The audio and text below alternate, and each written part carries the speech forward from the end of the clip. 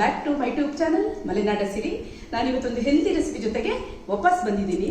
ಅದು ನೀವು ಯಾವುದ್ರ ಜೊತೆಗೆ ಯೂಸ್ ಮಾಡ್ಬೋದು ಅಂದರೆ ಅಕ್ಕಿ ರೊಟ್ಟಿ ಜೊತೆಗೆ ಯೂಸ್ ಮಾಡ್ಬೋದು, ಜೋಳದ ರೊಟ್ಟಿ ಜೊತೆಗೆ ಯೂಸ್ ಮಾಡ್ಬೋದು, ಚಪಾತಿ ಜೊತೆಗೆ ಯೂಸ್ ಮಾಡ್ಬೋದು, ಮತ್ತೆ ಅನ್ನ ಸಾರು ಜೊತೆಗೆ ಸೈಡ್ಸ್ ಆಗಿ ಯೂಸ್ ಮಾಡ್ಬೋದು. ಅದ್ರಲ್ಲಿ ತುಂಬ ಫೈಬರ್ ಇರುತ್ತೆ. ನಿಮಗೆಲ್ಲ ನೋಡಿದ್ರೆ ತುಂಬ ಇಷ್ಟ ಆಗುತ್ತೆ. ಸಣ್ಣ ಮಕ್ಕಳಿಂದ ಹಿಡಿದು ದೊಡ್ಡವರವರೆಗೂ ಅದೆಲ್ಲ ತಿನ್ಬೋದು. ಯಾಕಂದ್ರೆ ಸೈಡ್ಸ್ ಅಂತಂದ್ರೆ ನಾವು ಬೋಂಡ, ಬಜ್ಜಿ, ಹಪ್ಪಳ ಅಂತೆಲ್ಲ ಮಾಡ್ಕೊಳ್ತೀವಿ.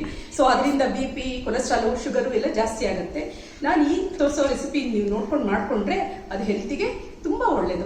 ಸೊ ಈಗ ಅದನ್ನ ಮಾಡೋದು ಹೇಗೆ, ಅದಕ್ಕೆ ಏನೇನು ಸಾಮಾನು ಬೇಕು ಅಂತ ತೋರಿಸ್ತೀನಿ ನೋಡಿ. ನಾನು 5 ಥರದ ಸೊಪ್ಪುಗಳನ್ನು ತೊಗೊಂಡಿದ್ದೀನಿ. ಎಲ್ಲನೂ ಒಂದಕ್ಕೊಂದು ಹೆಲ್ತಿಯಾದ ಸೊಪ್ಪುಗಳು, ಒಂದಕ್ಕಿಂತ ಒಂದು.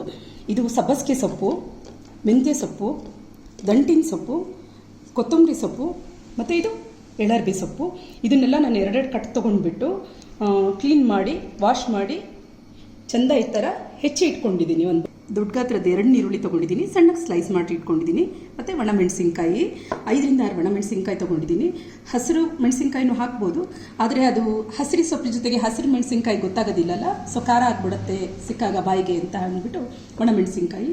ಇದು ಕೆಂಪು ಉಪ್ಪು ಮತ್ತು ಎಣ್ಣೆ ತೊಗೊಂಡಿದ್ದೀನಿ. ಗ್ಯಾಸ್ ಮೇಲೆ ಒಂದು ಕಡಾಯಿ ಇಟ್ಟಿದ್ದೀನಿ. ಗ್ಯಾಸ್ ಆನ್ ಮಾಡ್ಕೊಳ್ತಾ ಇದ್ದೀನಿ. 2 ರಿಂದ 3 ಸ್ಪೂನಷ್ಟು ಎಣ್ಣೆ ಹಾಕ್ತಾ ಇದ್ದೀನಿ.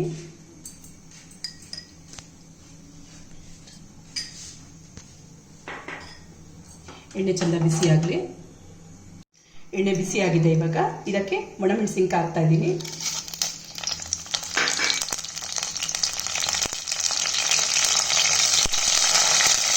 ಅದರ ಮೇಲೆ ಈರುಳ್ಳಿ ಹಾಕ್ತಾ ಇದ್ದೀನಿ.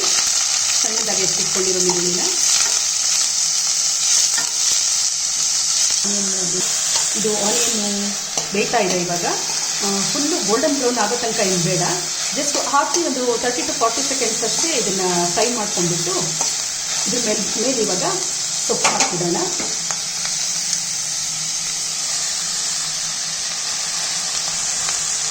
ಎಷ್ಟು ಸೊಪ್ಪಿದೆ ನೋಡಿ. ಇವಾಗ ಇದು ಬೆಂದಾದ್ಮೇಲೆ ಎಷ್ಟಕ್ಕೆ ಬರುತ್ತೆ ಅಂತ ನೋಡಿ. ಅವಾಗ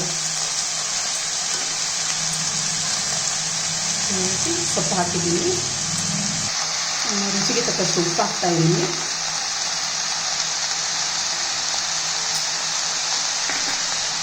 ಮತ್ತು ಅರಿಶಿನ ಹಾಕ್ತಾ ಇದ್ದೀನಿ. ಸ್ವಲ್ಪ ಜಾಸ್ತಿನೇ ಹಾಕ್ತೀನಿ, ಯಾಕಂದರೆ ಅರಿಶಿನ ದೇಹಕ್ಕೆ ತುಂಬ ಒಳ್ಳೆಯದಲ್ಲ. ಇದರಲ್ಲಿ ಆ್ಯಂಟಿಬಯೋಟಿಕ್ ಇದೆ ಇರುತ್ತೆ. ಈಗ ಚೆಂದ ಇದನ್ನು ಆನಿಯನ್ ಮೇಲೆ ಬರೋ ಹಾಗೆ ಮಿಕ್ಸ್ ಮಾಡಬೇಕು. ಇದಕ್ಕೆ ನೀರೆಲ್ಲ ಏನು ಮಿಕ್ಸ್ ಮಾಡೋ ಅವಶ್ಯಕತೆ ಇರೋದಿಲ್ಲ. ಸೊಪ್ಪಲ್ಲೇ ನೀರಿನ ಅಂಶ ಇರುತ್ತಲ್ವ, ಸೊ ಅದರಲ್ಲೇ ಬೆಂದ್ಕೊಂಡ್ಬಿಡುತ್ತೆ ಇದು.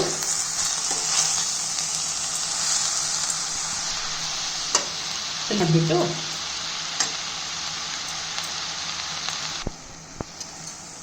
ನೋಡಿ, ಇವಾಗ ಇದೆಲ್ಲ ಸೊಪ್ಪಿನಲ್ಲಿರೋ ನೀರಿನ ಅಂಶ ಎಲ್ಲ ಬಿಡ್ತಾ ಇದೆ. ಸೊ ಹಾಗಾಗಿ ಅದಕ್ಕೆ ನೀರು ಹಾಕಬೇಡಿ ಅಂತ ನಾನು ಹೇಳಿದ್ದು. ಚೆಂದ ಮಾಡಿ ಈಗ ಇದನ್ನು ಮೀಡಿಯಮ್ ಫ್ಲೇಮ್ಗೆ ಇಟ್ಬಿಟ್ಟು ಗ್ಯಾಸ್ನ ಟೈಟಾಗಿ ಒಂದು ಪ್ಲೇಟ್ ಮುಚ್ಚಿಬಿಟ್ಟು ಒಂದು 4 to 5 ಮಿನಿಟ್ಸು ಸಣ್ಣಕ್ಕೆ ಮಾಡಿಬಿಡೋಣ. ಮಾಡ್ತಾ ಇದ್ದೀನಿ. ಪೂರ್ತಿ ನೀರೆಲ್ಲ ಹೋಗಿದೆ ಇದರಲ್ಲಿ. ಚೆಂದ ಸೊಪ್ಪಿನ ಪಲ್ಯ ರೆಡಿಯಾಗಿದೆ. ಸೊಪ್ಪಿನ ಪಲ್ಯ ತಿನ್ನಲಿಕ್ಕೆ, ಸೊಪ್ಪಿನ ಪಲ್ಯದ ಜೊತೆಗೆ ತಿನ್ನಲಿಕ್ಕೆ ಈ ಕಡೆ ಹಂಚಲ್ಲಿ ಚಪಾತಿ ರೆಡಿ ಆಗ್ತಾ ಇದೆ. ಸೂಪರಾದ ಗೋಧಿ ಹಿಟ್ಟಿನ ಚಪಾತಿ, ಮಲ್ಟಿಗ್ರೇನ್ಸ್ ಇದು, ಎಲ್ಲ ಕಾಳುಗಳು ಹಾಕಿ ಮಾಡಿರೋ ಚಪಾತಿ ಗೋಧಿ ಹಿಟ್ಟಿಂದು. ಬಿಸಿ ಬಿಸಿ ಸೊಪ್ಪಿನ ಜೊತೆಗೆ ಚಪಾತಿ ತಿನ್ನೋಣ. ಈಗ ಹಾಕ್ತಾ ಇದ್ದೀನಿ.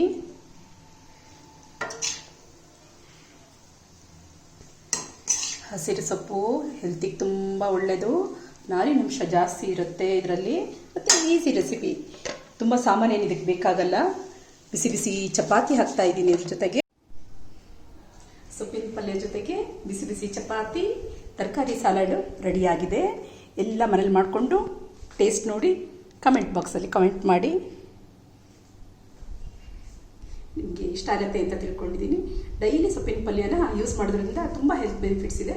ಎಲ್ಲರೂ ಡೈಲಿ ಸೊಪ್ಪಿನ ಪಲ್ಯನ ಮಾಡ್ಕೊಳ್ತೀವಿ. ಮತ್ತು ಶೇರ್ ಮಾಡಿ, ಲೈಕ್ ಮಾಡಿ, ಸಬ್ಸ್ಕ್ರೈಬ್ ಮಾಡಿ. Thank you.